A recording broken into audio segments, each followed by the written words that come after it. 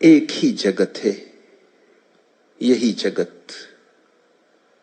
फिर चाहो नरक बना लो चाहे स्वर्ग। जगत मात्र एक अवसर है, कोरी किताब। क्या तुम लिखोगे तुम पर निर्भर है, और केवल तुम पर, किसी और की कोई जिम्मेवारी नहीं।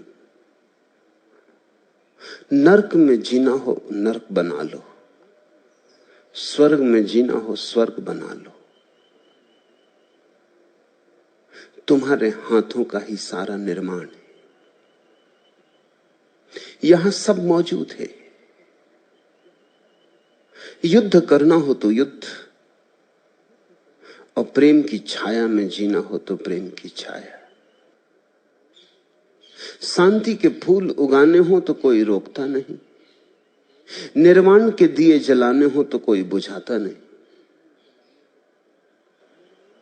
और अगर जख्म ही छाती में लगाने हो तो भी कोई हाथ रोकने आएगा नहीं। तुम मुक्त हो, तुम स्वतंत्र हो।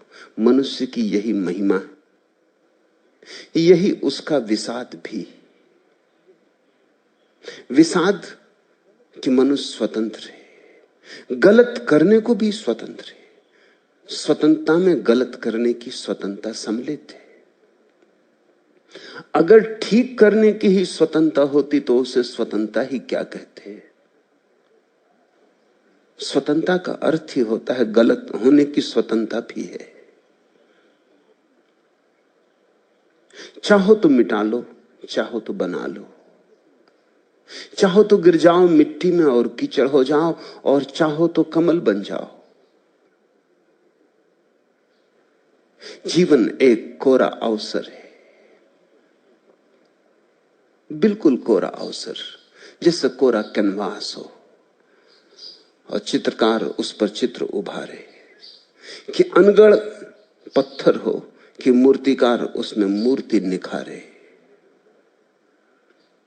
शब्द उपलब्ध हैं, चाहो गालियां बना लो और चाहे गीत।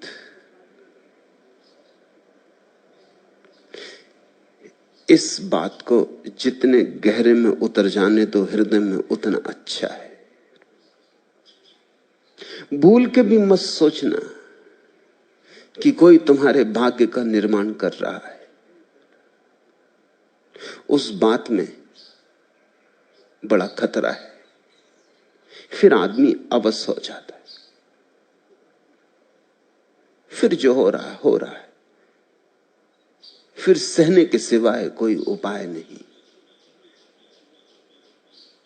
फिर आदमी मिट्टी का लौंदा हो जाता है, उसके प्राण सूख जाते, उसमें जीवन की धार नहीं बहती। चुनौतियों को अंगीकार करने की सामर्थ्य खो जाती, और जहां चुनौतियों को अंगीकार करने की सामर्थ्य नहीं वहां आत्मा का जन्म नहीं। आत्मा जन्मती है चुनौतियों के स्वीकार करने से। तूफानों में पैदा होती है आत्मा, आंधियों अंधड़ों में पैदा होती है आत्मा। और बड़े से बड़ी आंधी यही है कि तुम अपनी स्वतंत्रता को स्वीकार कर लो। कठिन होगी बात, क्योंकि सारा दायित्व सिर पर आ जाएगा। अभी तो सोचने के लिए बहुत उपाय हैं कि क्या करें। किस्मत, भाग्य, कर्म, भगवान, क्या करें। अभी तो दूसरे पर टालने का उपाय है। लेकिन ये तुम्हारी तरकीब है और चालबाज तरकीब है। ये सिद्धांत तुम्हारे गढ़े हुए हैं और बेईमानी से भरे। इन सिद्धांतों की आड़ में तुमने अपने को खूब छिपा लिया, और पाया क्या छिपाने से?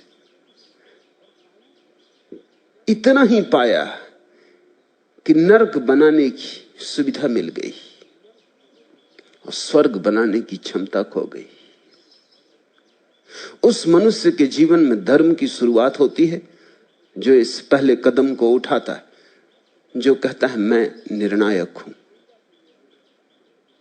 नरक जाऊंगा तो मेरा निर्णय, जिम्मेवारी किसी पर थोपूंगा नहीं। तो इस बात को जानकर जाऊंगा कि मुझे नरक ही जाना है।